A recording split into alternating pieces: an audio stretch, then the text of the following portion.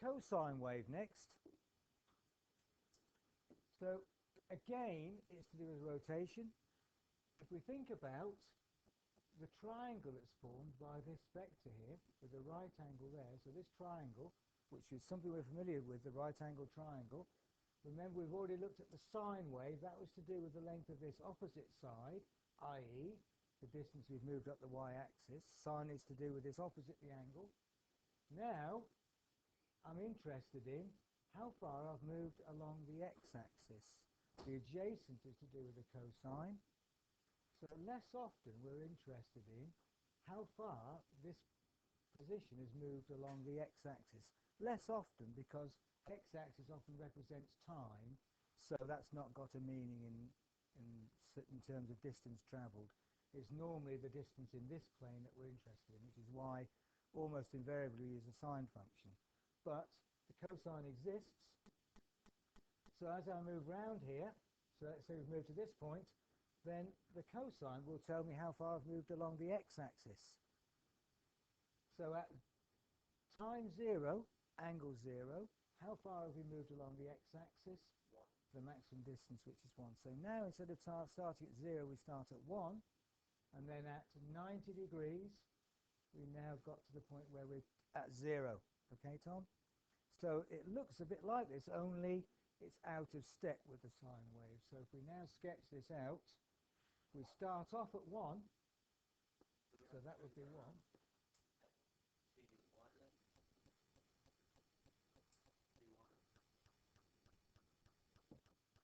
So now at 90 degrees, or pi over 2, we now reach 0, and then minus 1 at 3 pi over 2,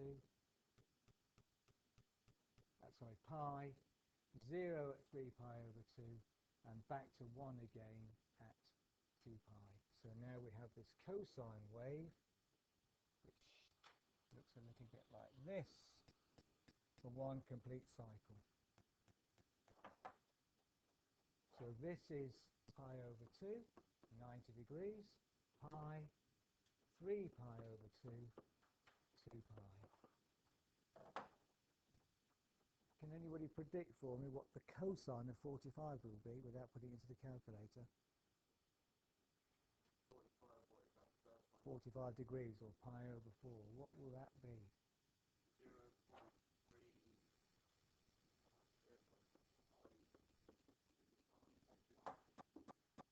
Well, there is an answer if you think about it.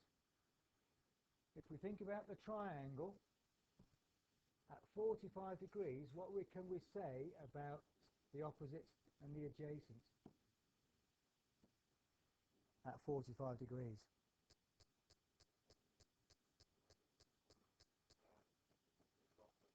They'll be the same, won't they? Opposite and adjacent, if the angle is 45 degrees, they'll be the same size. What's the sine of 45? 0.7071. So what's the cosine of 45, or pi over 4? 0.7071. So if you want to try that on your calculator, you should find that that too is 0.7071. At pi over 4, it's the same value. In fact, if I were to actually sketch the sine wave on here, which starts at 0 and goes up, I'd find at this point it would cross and then reaches 1 at that. So at this particular angle, the sine and cosine are the same at 45 degrees, which fits with our idea of what's going on. So, and similarly, if I want to know what the sine of this angle is, what would this angle be? But what's this angle? 1/2 pi plus another quarter, 1 3/4 pi, isn't it? Which is 7 over 4 pi. Yeah. Okay. So again, we can find there's any number of angles that has a cosine of 0.7071, and sometimes we're interested in the other values. Similarly, as we were discussing for the sine wave, 0.7071 will be this angle, negative 0.701. What will this be? 3/4 pi, yes, that's right. we get negative 0.7071. And similarly, whoops, this angle here, you know, we've got more than one angle that has that value.